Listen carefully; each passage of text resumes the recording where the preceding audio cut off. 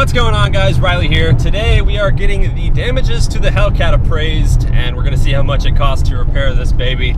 I'm really not too sure. Now, if you're not familiar with what happened to the Hellcat, well, basically an 18-wheeler had a blowout, and a giant piece of the tire from the blowout was on the interstate, and I ran into it after it hit the car in front of me.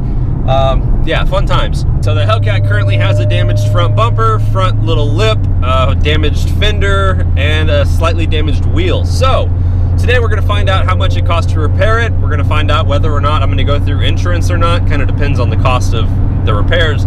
I'm really not sure whether I'm going to underestimate or overestimate this guess, but I'm going to say somewhere between $3,000 to $3,500 for the repairs. But I don't know. Pick a number in your head, and we'll take a guess. And we're about to pull up to the place right now, and we'll see what they say.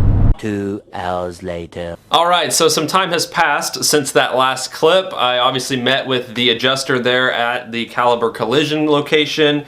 We went over the car, checked out all the damages. He went in, plugged a bunch of stuff in the computer, and has resulted in this paperwork. So, you guys got your guesses on how much the total cost is to repair the Hellcat?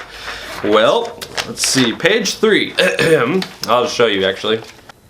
A whopping grand total of $2,100 to fix the Hellcat, which is actually a lot less than I thought it was going to be. And there's a couple reasons why, so let's go into those. First off, so the bumper on a Hellcat, if you look them up online, they're like $1,200.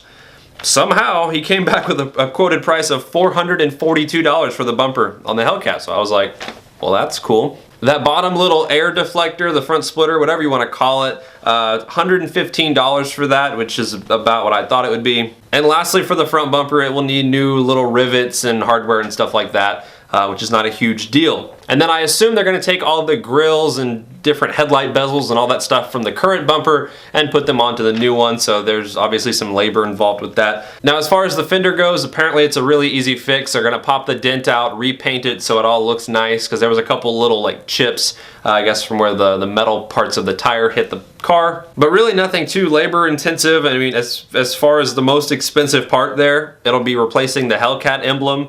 I mean, besides like paint and stuff, but not really hard. And then also for the wheel, they're gonna go ahead and just refinish, I guess, or repaint the wheel or whatever, so that way it's back to perfect, which I guess is fine. So all in all, a grand total of $2,100 to fix the Hellcat. Not too bad. Definitely a lot less than I thought it was going to be, but still kind of an inconvenience. The other thing that is quite inconvenient about this is the fact that they're estimating this is going to take 8 days to get my car back to me, so that's kind of a long time. As soon as I get my car back, I should be getting it back right around the end of February, which will also be my 21st birthday, so woohoo! My car will then be getting wrapped a whole different color, so I'm pretty excited for that. That's what my project is for spring break. I'll be taking it to Mob Auto Boutique on the north side of Houston, so I'm sure I'll be there pretty much every day working on the car, helping them out, and obviously filming it. But I'm pretty excited to be wrapping the Hellcat. Actually a full legitimate wrap, not just stripes, not like a sticker or anything. The whole car will be getting wrapped a color, and I'll actually show you now. All I'm going to say is that the wrap I have chosen is somewhere on this little screen. That's all I have to say about that. But yeah, hoping to get the car back as soon as possible to give that front bumper and fender enough time for the paint to cure before we wrap it, because if you were to, like, let's say wrap the car a day after getting it painted, when you take the wrap off, it might peel off some of the clear coat and stuff if it hasn't properly adhered to the surface. So hopefully we have enough time there. It just kind of depends on the repair shop how long they take.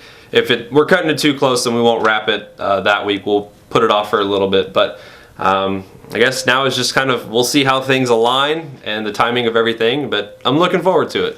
So as soon as the car's back, it's getting wrapped. More than likely, I'm going to end up lowering the car, kind of considering changing the exhaust stuff and also considering putting new wheels on it. So there's a bunch of different things, and new tires along with the wheels. So a lot of stuff might be falling into place as soon as the car gets back from repairs, and then also getting a project car, and that we'll get to modify for a while. So lots of stuff happening, will be happening, but right now it's just kind of the waiting game for things to fall into place. So that pretty much sums up everything for this video. kept it pretty short and sweet, to the point.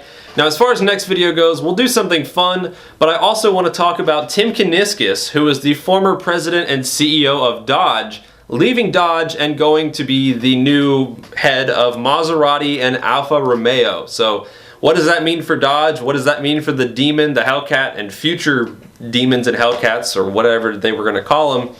Who knows? So next video we'll talk about that. It should be a pretty fun topic. But yeah, that is today's video, guys.